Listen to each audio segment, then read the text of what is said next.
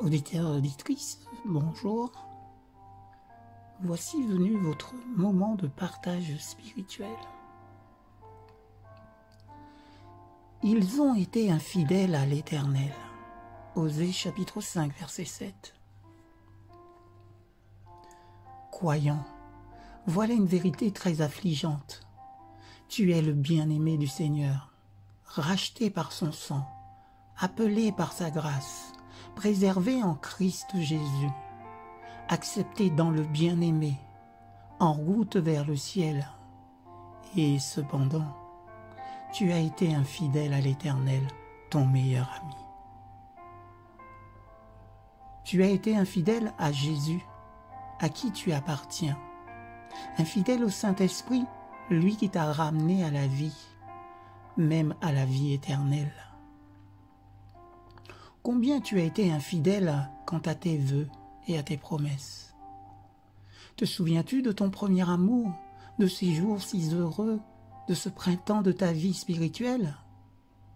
Combien tu étais attaché à ton maître, à cette époque lorsque tu disais « Il ne pourra jamais m'accuser d'indifférence, mes pas ne seront jamais lourds sur le chemin de son service. Je ne permettrai pas à mon cœur d'errer auprès d'autres amours.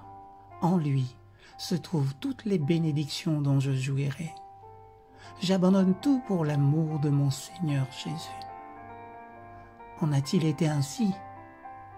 Hélas, si la conscience parlait, elle dirait « Il a tant promis et fait si peu. » La prière a souvent été négligée. Elle a été courte, mais non douce. Brève, mais non fervente. La communion avec Christ a été oubliée. L'Esprit céleste a laissé place aux soucis terrestres, aux vanités du monde et aux mauvaises pensées. Au lieu du service, il y a eu de la désobéissance. Au lieu de l'ardeur, de la tiédeur. Au lieu de la patience, de l'irritabilité. Au lieu de la foi, de la confiance en soi. Le soldat de la croix s'est rendu coupable de lâcheté, de désobéissance et de désertion, d'une manière hautement honteuse. Nous avons été infidèles, infidèles à Jésus. Quels mots utilisera-t-on pour dénoncer cela? Les mots servent à peu de choses. Puissent nos pensées pénitentes condamner le péché qui est assurément en nous. Infidèle à tes blessures, ô Jésus, pardonne-nous et aide-nous à ne plus pécher contre toi.